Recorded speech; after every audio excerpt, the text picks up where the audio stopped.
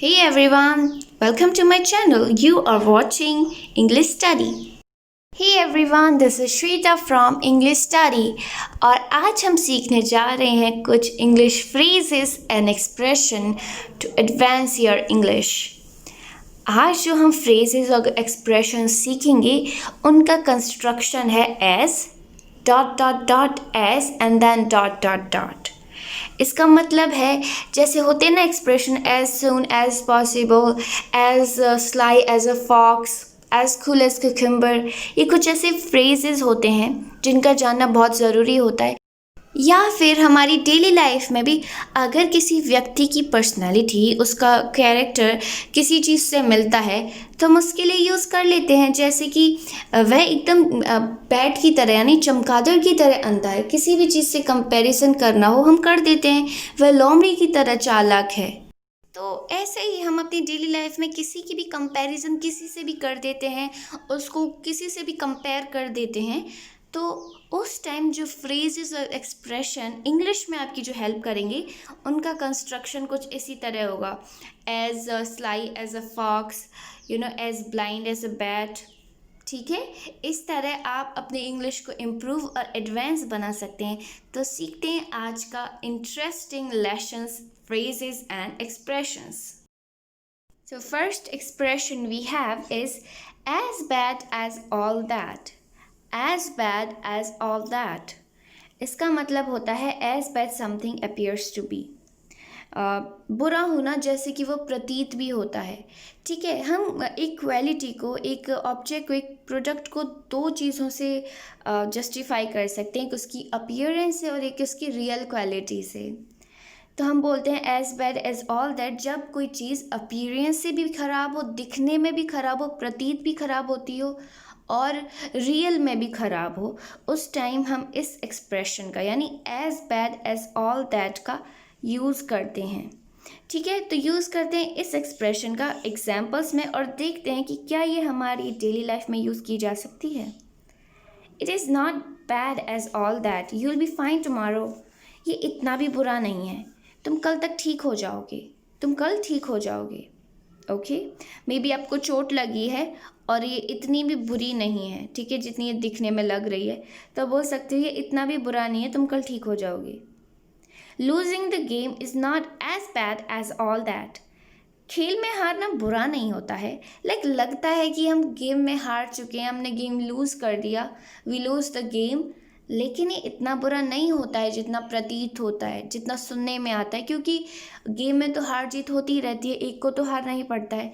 So it is not bad as all that, ये इतना बुरा नहीं है जितना लगता है।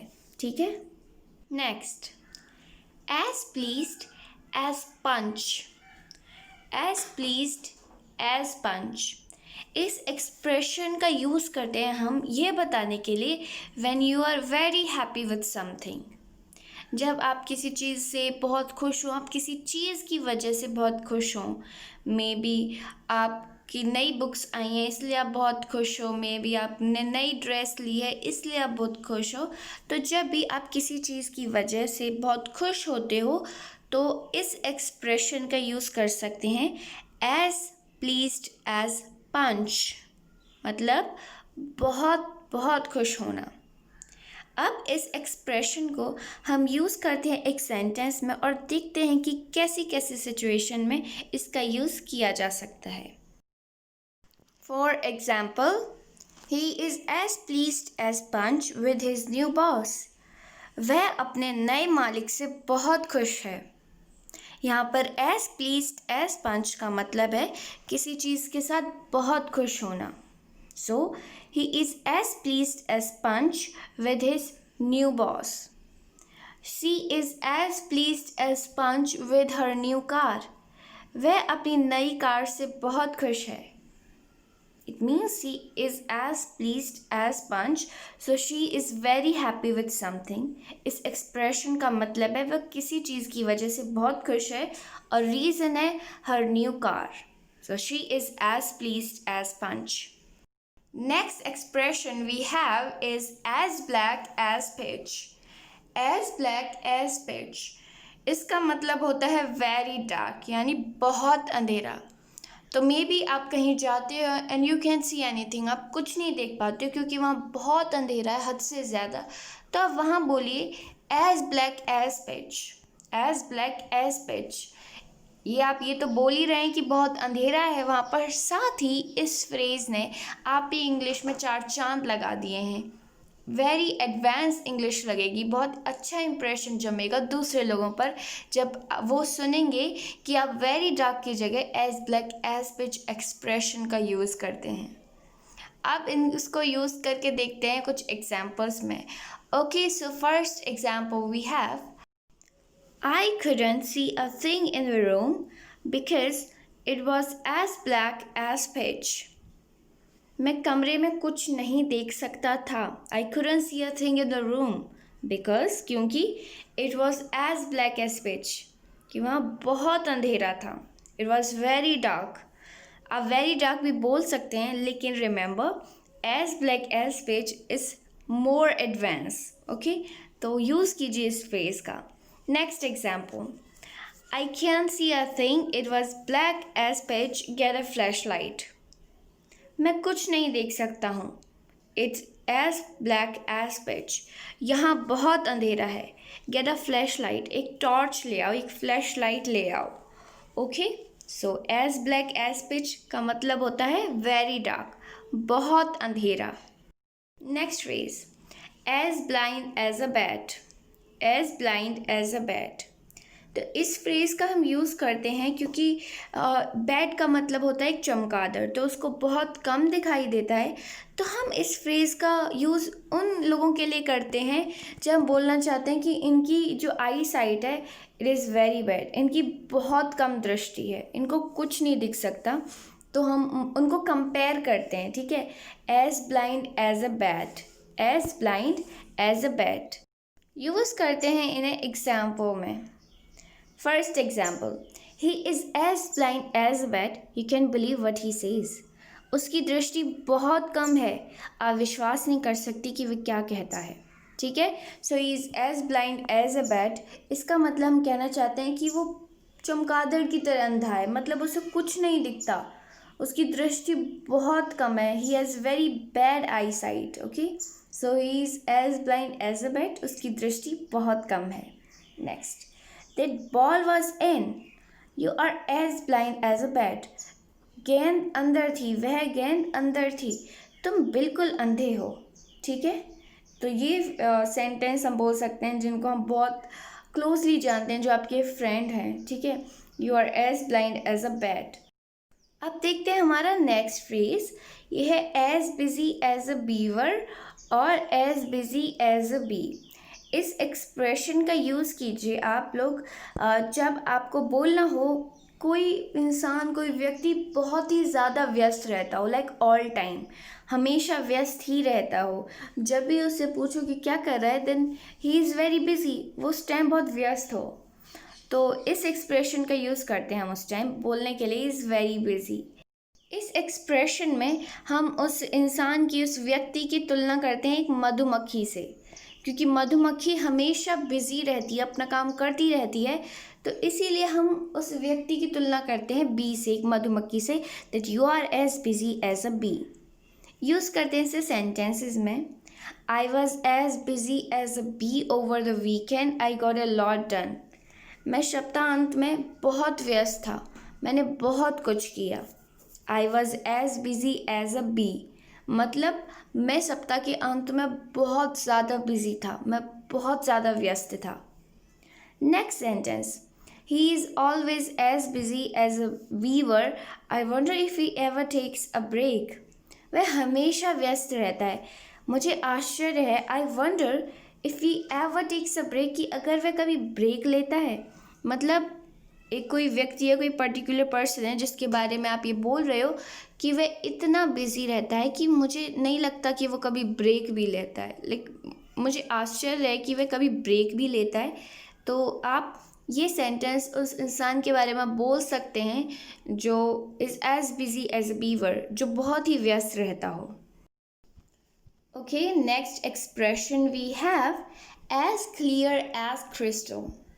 As clear as crystal very clear and understandable, इसका मतलब होता है वेरी क्लियर, जो कुछ बहुत स्पष्ट हो, साफ सीधा, एंड अंडरस्टेबल, और जो समझ में भी आए।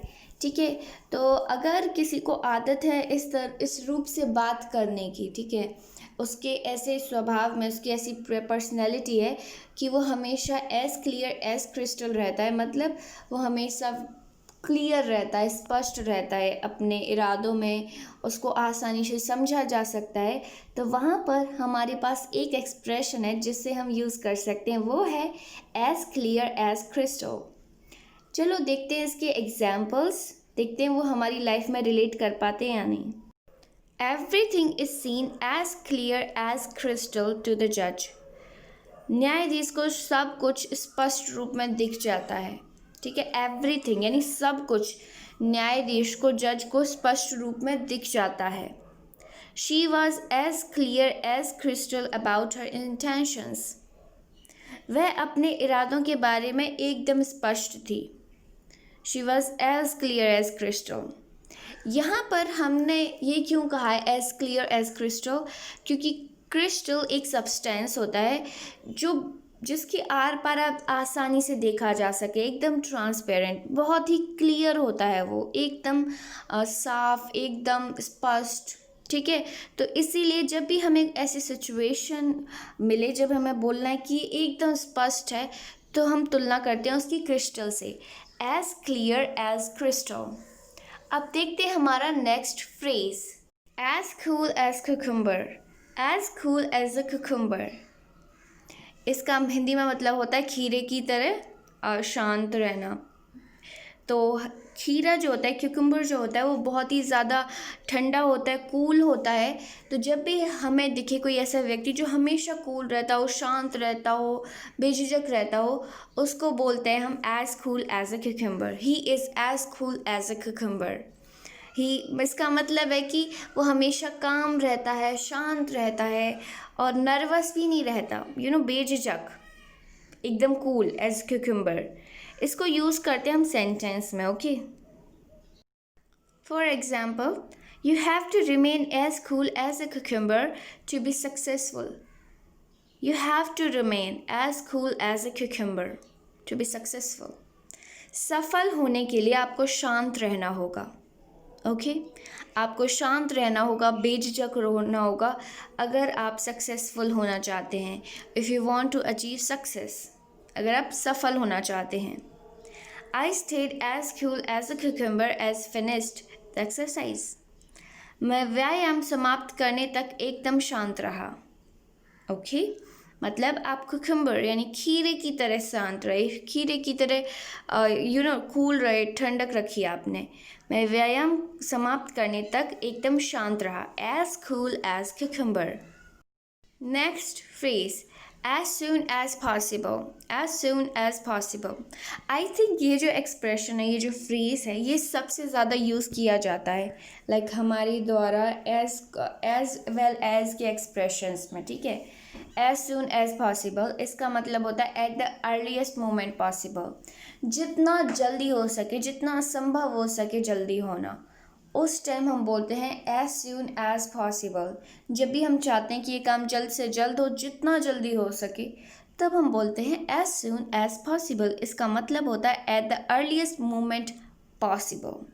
ओके, यूज़ करते हैं इसे सेंटेंस में, और देखते हैं हम कैसे इस एक्सप्रेशन को, इस फ्रेज को अपनी डेली लाइफ का हिस्सा बना सकते हैं, डेली कॉन्वर्सेशन लाइफ का। So first example we have, could you reply to my request as soon as possible? क्या आप जितनी जल्दी हो सके मेरे अनुरोध का, मेरी रिक्वेस्ट का उत्तर दे सकते हैं? Could you reply to my request as soon as possible? I'll get back to you as soon as possible with the information. I'll get back to you as soon as possible. यानी मैं जानकारी के साथ जितनी जल्दी हो सके आपसे वापस मुखातिब होऊंगा। ओके, तो जब भी हम एज सून एज पॉसिबल का यूज़ करते हैं एक सेंटेंस में, एक एग्जाम्पल में, अपनी डेली कॉन्वर्सेशन लाइफ में, तो उसका मतलब होता है कि मैं जितनी जल्दी कर सकूँगा, जितनी जल्दी संभव हो सकेगा, उतनी जल्दी ये काम कर दूँगा, as soon as possible. as sly as a fox, smart and clever, जो बहुत होशियार हो, चालाक हो, एकदम लोमड़ी की तरह। ठीक है, होता है ना जब भी कोई ऐसी चीज़ें करता है, अपना प्रतिबिंब बनाता है, कोई चालाक है, तो हम उसकी तुलना एक लोमड़ी से कर देते हैं, एक फॉक्स से कर देते हैं कि वो तो लोमड़ी की तरह चालाक है। ठीक है, तो हम बोलेंगे as sly as a fox, smart and clever, जो बहुत होशियार हो, चालाक हो, स्मार्ट हो, उसके बारे में बात करते समय हम यूज़ करेंगे इस एक्सप्रेशन का as sly as a fox. अब देखते हैं हम example. She understood the situation and used it to her advantage because she is as sly as a fox. She understood the situation, वह स्थिति को समझ गई, and और use it to her advantage, उसने अपने लाभ के लिए इस्तेमाल की वो situation, वो स्थिति, because क्योंकि she is as sly as a fox, well बहुत चालाक है। यहाँ पर आप उसकी तुलना कर रहे हो एक लोमड़ी से, एक फॉक्स से, कि उसकी तरह ही उसका दिमाग चलता है, वो बहुत होशियार और चालाक है। Next example, don't trust him because he is as sly as a fox, उस पर भरोसा मत करो क्योंकि वह लोमड़ी की तरह चालाक है, उसे अच्छी तरह एडवांटेज का सिचुएशन निकालना आता है। ठीक है, वह फॉक्स की तरह, लोमड़ी की तरह बहुत होशियार और चालाक है। तो इस तरह यूज़ कीजिए इस एक्सप्रेशन का as sly as a fox, मतलब to be clever and smart, होशियार रहना और चालाक होना। Well, this is the end of the video. If you liked, then hit the like button and subscribe my channel for more informative and interesting video like this.